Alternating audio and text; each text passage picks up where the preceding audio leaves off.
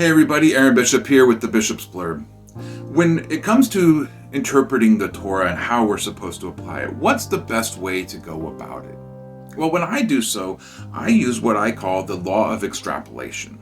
What is that? Well, if we pay attention to how the authors of the New Testament recount the laws of the Torah, we'll see this being done very clearly.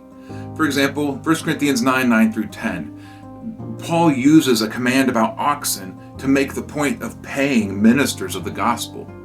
Now, he does not limit his interpretation to the letter of the command.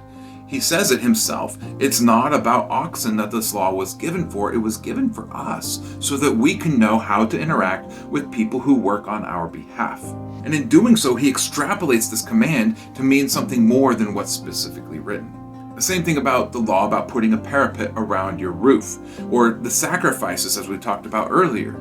The laws of the Torah, they're designed to be extrapolated into the underlying principles at play that we can then apply to our own lives, no matter what century or what circumstance or what country we find ourselves in. Paul extrapolates this oxen command to fit the situation that he finds needing to be addressed in the church at Corinth. And yet another place, Paul does the opposite. He reduces the entirety of the Torah into one simple principle.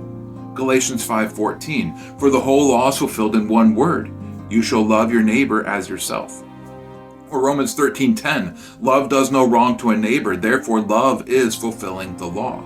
We find then in the New Testament that Paul both extrapolates beyond the letter of the law, but then he also summarizes the entirety of the law down into simple ideas. Now, where is it that Paul arrived at this interpretive technique? I believe that Paul saw the Torah doing it itself. He recognized the text of the Torah working in this way. In Deuteronomy 5, we read a second account of the Ten Commandments. As you proceed from Deuteronomy 6 through Deuteronomy 25, we then cover each of the laws of the Ten Commandments in order. This is something that we're going to get into in the next blurb. The point is this: the Torah itself gives the foundation for interpreting and applying the Torah.